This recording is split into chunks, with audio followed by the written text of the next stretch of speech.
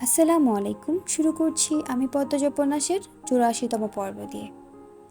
হৃদয়ের প্রলয়ঙ্করী ঝড় ক্ষণ মুহূর্তের জন্য থামিয়ে আমির বলল, ছাড়ো পদ্মজা। পদ্মজার কান্না থেমে যায়, হাত দুটি আমিরের পিঠ থেকে সরে যায়। পদ্মজা তার জলভরা নয়ন দুটি মেলে আমিরের দিকে তাকালো। তার রক্তজবা ঠোঁট দুটি কাঁপছে। হোঁচট খাওয়া গলায় পদ্মজা বলল, আমার হৃদয়ের আকুলতা আপনাকে ছুঁতে পারছে না। আমির ফ্যাল করে তাকিয়ে আছে। পদ্মজা দূরে সরে দাঁড়ালো। আমিরের কৃষ্ণ মুখে বিপর্যস্ত, পদ্মজার নিকম্প স্থির চোখে দৃষ্টি থমকে আছে।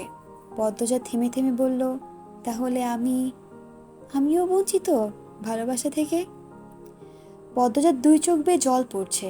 আমির আর এক মুহূর্ত দাঁড়ালো না, চোখের পলকে প্রস্থান করলো। পদ্মজা ধাতস্থ হয়ে আচমকা ক্ষুধার্ত বাঘিনীর মতো চিৎকার করে উঠল, ধিক্কার নিজের উপর। জানোয়ারকে মানুষ হওয়ার সুযোগ দিয়েছি, ধিক্কার নিজের ভালোবাসার উপর। প্রতিটি কাজের জন্য আপনি শাস্তি পাবেন, আমি আপনার আজরাইল হব। পদ্মজার গলার হাড় ভেসে ওঠে, তার চিৎকার অন্দরমহলকে কাঁপিয়ে তুলে।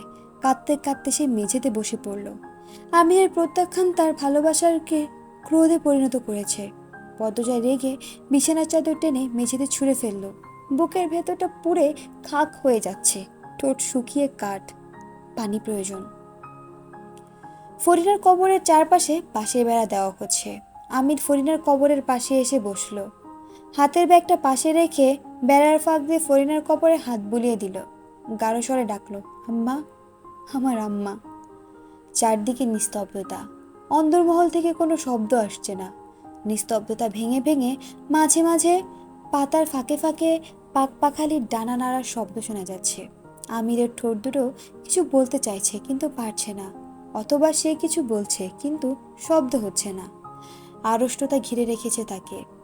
সে তার মৃত মাকে কিছু বলার সাহস পাচ্ছে না। আমির অনেকক্ষণ নতজানু হয়ে চুপচাপ বসে রইল, তারপর উঠে দাঁড়ালো। ব্যাগ হাতে নিয়ে পাতাল ঘরের উদ্দেশ্যে হাঁটা শুরু করলো। লতিফা অন্দরমহল থেকে অস্থির হয়ে বের হয়। তার হাঁটায় তাড়াহুড়ো। আমির ডাকলো, লুতু।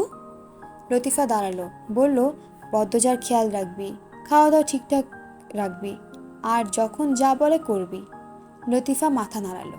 আমির প্রশ্ন করল, কোথায় যাচ্ছিস? আমিরের প্রশ্নের উত্তর না দিয়ে লতিফা বলল, ভাইজান, তোমারে কিছু কইতাম, বল। মৃদুল ভাইজানে আর তার আব্বা আম্মা আইছিল। মৃদুল ভাইজানের আম্মা মৃদুল ভাইজানরে পূর্ণার লগে বিয়া করাইতে রাজি হয় নাই। আমির কপাল কুঁচকালো, বলল, কি সমস্যা, কেন রাজি হয়নি? হৃদয় অন্দরমহল থেকে বের হয়ে ফোরন কাটল, আমির, তোর সাথে কথা আছে। আমির পিছনে ফিরে তাকালো না, বলল, পরে শুনবো। হৃদয় বলল, আমি জানি কেন রাজি হয়নি, আয় ওই দিকে যেতে যেতে বলি। লতিফা হৃদয়নের দিকে তাকায়। হৃদয়ান তার চোখের দৃষ্টি দিয়ে লতিফাকে সতর্ক করে। আমির হৃদয়নের দিকে ফিরে বিরক্তি নিয়ে বলল, আরে ভাই যা তো। লতু, কি হয়েছে বলতো? হৃদয়নের সামনে হৃদয় সম্পর্কে কিছু বলার সাহস লতিফার হলো না। সে বলল, মৃদুল ভাইজানের আম্মা পূর্ণার গায়ের রং পছন্দ করে নাই, কইছে কালা সেরি ঘরে নিব না। আমির রাগ নিয়ে বলল, ফালতু মহিলা। পূর্ণা জানে? কোথায় পূর্ণা? জানে, এই বাড়িতে আইছিল, এখন হেই বাড়িতে চলে গেছে। মৃদুল? মৃদুল কি বলল? লতিফা পুরো ঘটনা খুলে বলল। এড়িয়ে গেল পদ্মজার ব্যাপারটা। মনে মনে পরিকল্পনা করলো, রাতে যদি হৃদয় অন্দরমহলে থাকে, সে পাতাল ঘরে গিয়ে আমিরকে সব বলবে। আমির সব শুনে বলল, মৃদুল ছাড়া এই পরিস্থিতি ঠিক হবে না, দেখা যাক ও কি সিদ্ধান্ত নেয়। আর ওই মুখ ছুটা মহিলাকে আমি একবার শুধু পাই। আমির রাগে গজগজ করতে করতে সামনে এগিয়ে যায়।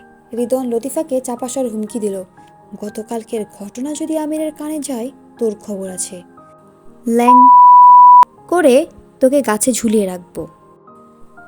লতিফা চোখ মুখ কুঁচকে ফেলে, বলল, বাড়ির বাইরে গেলেই আমির ভাইজান সব যায় না যাইব তখন? লতিফার প্রশ্ন শুনে হৃদয় চিন্তায় পড়ে যায়। সে আমিরের পিছনে যেতে যেতে ভাবতে থাকে, এই পরিস্থিতি কী করে সামলে নিবে সে? আজ না হয় কাল আমির তো সব জানবে। আমির জঙ্গলে প্রবেশ করে হৃদয়কে বলল, কি কথা না বলবি? হৃদয় বলল, শনিবার রাতে ভোজ আসর হবে। চাচা সিদ্ধান্ত নিল। আচ্ছা, ছাগলের মাংস পোড়ানো হবে। কয়টা? দুটো। বিরাট আয়োজন। দুজন কথা বলতে বলতে পাতাল ঘরের দরজার সামনে এসে দাঁড়ায়। রিদওয়ান ঘাস সরিয়ে দরজা খুলল। এক পা সিঁড়িতে দিতেই আমি রিদওয়ানের কাজ চেপে ধরল। ফিসফিসিয়ে বলল, এখানে কেউ আছে। আমিরের কথা শুনে রিদওয়ানের বুক ছেদ করে উঠল। এমতো অবস্থায় কে দেখে ফেলল? রিদওয়ান চারপাশে চোখ বুলায়, কোথাও কেউ নেই। আবিরের প্রখরতা নিয়ে তাদের কোনো সন্দেহ নেই। আমির যেহেতু বলেছে এখানে কেউ আছে, মানে আছে। রিদওয়ান চাপা স্বরে বলল, এখন কি করব? আমি দূরদৃষ্টি সম্পন্ন ব্যক্তি। সে চারপাশে আরও একবার চোখ বুলিয়ে দেখল। কেউ এখানে থাকলে সে ডান দিকে আছে। রিদওয়ান ডান দিকে এগিয়ে যায়। তখন একজন লোক ঝোপঝাড়ের মাঝখান থেকে উঠে দৌড়াতে থাকে। রিদওয়ান উল্কার গতিতে তাকে ধরে ফেলল। লোকটার মাথায় চুল নেই, পরনে লুঙ্গি আর ফতুয়া, পাটকাঠির মতো চিকন। লোকটা ইয়াকুব আলীর সহকারী পলাশ মিয়া, বয়স 30-এর কাছাকাছি, অথবা 30ই। রিদন পলাশকে ঘাট ধরে আমিরের সামনে নিয়ে আসে। দেখে মনে হচ্ছে রিদন জীবিত ইঁদুর ধরেছে। আমির পলাশকে প্রশ্ন করল, নির্বাচনের তো অনেক দেরি আছে, এখনই আমাদের পিছনে পড়ার রহস্যটা বুঝলাম না। পলাশ পাতাল ঘরের দরজার দিকে তাকিয়ে বলল, এইটা কিতা? এইখানে কিতা করেন আপনারা? আমির হাসল। পলাশের মাথায় টোকা মেরে বলল, এই দৃশ্য দেখা তো তোর একদম ঠিক হয়নি। আয়ুটা কমে গেল। আমির পাতালে নেমে গেল। পলাশ ছটফট করতে থাকে। সে কিছুতেই ভেতরে যাবে না, সে ভয় পাচ্ছে। রিদন পলাশকে টেনে ভেতরে নিয়ে যায়। আমির বিওয়ানের চেয়ারে এসে বসল। রিদন পলাশকে বেঁধে মেঝেতে ফেলল। চিৎকার চেঁচামেচি করার জন্য পলাশ রিদওয়ানের হাতে 2-3টা থাপ্পড় খেল। পলাশ কাঁদো কাঁদো হয়ে আমিরকে বলল, আপনারা এমন করতেছেন কেন আমার লগে? আমারে সাইরা দেন। রিদন আমিরকে বলল, তুই সামলা, আমি যাই, চাচার সাথে কথা আছে। আমির ইশারা করল যেতে। রিদন চলে গেল। পলাশ চারপাশ দেখে ঢোক গিলল। পাতালঘর মৃদু লাল হলুদ আলোতে ডুবে আছে। কেন ভূতেরে পরিবেশ? তার মনে হচ্ছে সে কবরে আছে, আর সামনে ঘাড় বাঁকিয়ে বসে আছে স্বয়ং যমদূত। আমিরের এক পা চেয়ারে তুলে বলল, তারপর পলাশ মিয়ার এইখানে কোন দরকারে আসা হইছে? পলাশ হাত জোর করে বলল, আমারে সায়রা দেন, আমি এখন কবর আর দেখি নাই। আমি এমন কবর আর দেখি নাই, আমার কলজেরা কাঁপতাছে। আমির ধমকে বলল, এখানে আইছিলি কেন? পলাশ দ্রুত বলল, ইয়াকুব চাচা পাঠাইছে। কোন দরকারে? আমির খালি কইছে মসজিদ মাতব্বরের বাইতে যা। আমার মনে হইতাছে ওই বাড়ির কিছু একটা গোলমাল আছে। কিছু যদি বাইর করতে পারোস তোরে আর একটা বিয়া দিয়া দিয়াম। আমির চমকালো, বলল, ওনার হুট করে কেন এমন মনে হলো এখানে গোলমাল আছে? পলাশ কেঁদে কেঁদে বলল, আমি এটা জানি না ভাই, আমারে সায়রা দেন। আমিরের মাথায় কয়েকটা প্রশ্ন ঘুরপাক খেয়ে যায়। কি এমন হয়েছে যে ইয়াকুব আলী হাওলাদার বাড়ি নিয়ে সন্দেহ করেছে? আমির আয়েশি ভঙ্গিতে বসলো, বলল, শুনেছি গত বছর তোর বউকে নাকি হিন্দু এক জমিদার কিনে নিয়েছে, তারপর তোর বউ আত্মহত্যা করলো, সত্যি? পলাশ মেঝেতে কপাল ঠেকিয়ে বলল, ভাই আমারে মাফ কইরা দেন, আমি ভুল করছিলাম, আমারে সায়রা দেন, আমি কেউরে কিছু কইতাম না। আমির বলল, তুই তো ভাই আমার চাইতেও খারাপ। আচ্ছা, সব সময় তো পাপ কাজ করেছি, আজ একটা ভালো কাজ করার সুযোগ যখন পেয়েছি করে ফেলি। পলাশের ঠোঁটে হাসি ফুটে ওঠে। সে জানে না এই কবরস্থানের মতো বড় ঘরটায় কি হয়, কিন্তু এখানে যে ভালো কিছু হয় না বোঝা যাচ্ছে। বাঁচতে পারলে পরে এর রহস্য বের করা যাবে। আমির চেয়ার ছেড়ে উঠে দাঁড়ালো। পলাশের মুখে জোরে লাথি দিল। পলাশ আর্তনাদ করে শুয়ে পড়ে। আমি চারদিকে চোখ বুলিয়ে কোনো অস্ত্র পেল না। সে টেবিলের ড্রয়ার খুলে একটা কাঁচি বের করলো, ধারালো কাঁচি।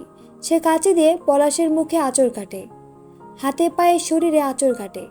পলাশের বিদঘুটে চিৎকার পাতাল ঘরেই চাপা পড়ে যায়। তার চামড়া ছিঁড়ে রক্ত ঝরতে থাকে। আমিরকে আব্বা ডেকে অনুরোধ করে তাকে ছেড়ে দেওয়ার জন্য, কিন্তু সে জানে না আমির কখনো তার শিকারের প্রতি মায়া দেখায় না। আমির পলাশের পাশে বসলো, 2-3 বার মাথা ঘোরালো। খুব নিঃস্ব লাগছে নিজেকে, মাথাটা ফাঁকা লাগছে। সে কাঁচি দিয়ে নিজের হাতে হেঁচকে টান মারে, সাথে সাথে হাত থেকে কল কল করে রক্ত বেরিয়ে আসে। পলাশ আমিরের কাণ্ড দেখে চমকে যায়। আমির কাঁচি রেখে মেঝেতে শুয়ে পড়ে, শূন্যে চোখ রেখে হাসে। হাসতে হাসতে গড়াগড়ি করে দেওয়ালের পাশে যায়। ভয়ে পলাশের আত্মা কেঁপে ওঠে। আমির দেওয়ালের পাশ ঘেঁষে বসে। পলাশের দিকে তাকিয়ে ফিক করে হেসে ওঠে।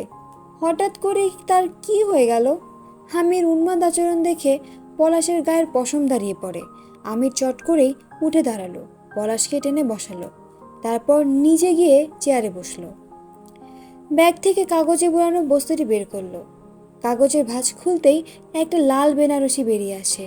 আমির লাল বেনারসি গায়ে জড়িয়ে নিয়ে পলাশকে বলল, আমার আম্মা ছোটবেলা থেকে একটা গল্প বলতেন। এক রাজা প্রতি রাতে বিয়ে করে প্রতি রাতেই বউকে খুন করতেন। তারপর শেষ দিকে যে রানীকে বিয়ে করেন সেই রানী রাত জেগে রাজাকে গল্প শোনাতেন। গল্প শেষ হতো না বলে রাজাও রানীকে খুন করতে পারতেন না। রানী এভাবে গল্প বলে বলে অনেক দিন বেঁচে ছিলেন। যখন আমি তোকে একটা গল্প শোনাবো, আমার নিয়ম হচ্ছে যতক্ষণ আমার গল্প চলবে ততক্ষণ তুই বেঁচে থাকবি, গল্প শেষ তোর আয়ুও শেষ। পলাশ হাত জোর করে আকুতি মিনতি করলো, ভাই আমার জীবন ভিক্ষা দেন, আপনারা তো ভালাই মানুষ, ভাই আপনাদের অনেক নাম, আমারে কেন মারতে চাইতেছেন, আমারে সায়রা দেন ভাই। পলাশের কথায় আমিরের ভাবান্তর হলো না। সে বেনারসি থেকে ঘ্রাণ নেওয়ার চেষ্টা করলো, তারপর শূন্যে চোখ রেখে ঘোর লাগা গলায় বলল, এক ছিল দুষ্টু রাজা।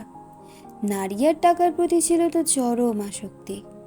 যে নারী একবার তার বিছানায় যেত, তার পরের দিন সে লাশ হয়ে নদীতে ভেসে যেত। রাজা এক নারীকে দ্বিতীয়বার ছুঁতে পছন্দ করতো না, কিন্তু সমাজে ছিল রাজার বেশ নামডাক, সবার চোখের মণি। খুন করা ছিল তার নিত্যদিনের সঙ্গী। তার কালো হাতের ছোঁয়ায় বিসর্জন হয়েছে হাজারো নারী। প্রতিটি বিসর্জন রাজার জন্য ছিল তৃপ্তিকর। তাকে শাস্তি দেওয়ার মতো কোনো অস্ত্র ছিল না এই পৃথিবীতে। ভাইয়ের সাথে বাজি ধরে হেরে যায় রাজা। শর্ত মতে ভাইয়ের জন্য এক রাজকন্যাকে অপহরণ করতে যায়। সেদিন ছিল বৃষ্টি, সন্ধ্যার আগ মুহূর্ত। রাজকন্যার প্রাসাদে সেদিন কেউ ছিল না। রাজা এক কামরায় ওত পেতেছিল। রাজকন্যা আসলেই তাকে তার কালো হাতে অপবিত্র করে দিবে। কামরায় ছিল ঈষৎ আলো। অনেকক্ষণ অপেক্ষা করার পর সে কাঙ্ক্ষিত মুহূর্ত আসে। রাজকন্যার পা পড়ে কামরায়। রাজকন্যা রাজাকে দেখে চমকে যায়, ভয় পেয়ে যায়, কাপা স্বরে প্রশ্ন করে, কে আপনি? খালি বাড়িতে কেন ঢুকেছেন? সেই কণ্ঠ যেন কণ্ঠ ছিল না, ধনুকের ছেঁড়া তীর ছিল। রাজার বুক ছিঁড়ে সেই তীর ঢুকে পড়ে। রিনঝিনে গলা রাজকন্যাকে দেখতে রাজার আগুন জ্বালালো। আগুনের হলুদ আলোয় রাজকন্যার অপরূপ মায়াবী সুন্দর মুখশ্রী দেখে রাজা মুগ্ধ হয়ে যায়। তার পা দুটো থমকে যায়। রাজকন্যা যেন এক গোলাপের বাগান, যার সুগন্ধি ছড়িয়ে পড়ে রাজার কালো অন্তরে। রাজা কি আর তখন বুঝেছিল সৃষ্টিকর্তা তাকে তার পাপের শাস্তি দেওয়ার জন্য সেদিন অস্ত্র পাঠিয়েছিল?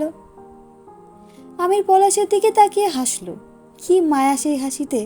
মায়া ভরা সেই হাসি প্রমাণ করে দিল সেদিনটার জন্য সে কতটা খুশি।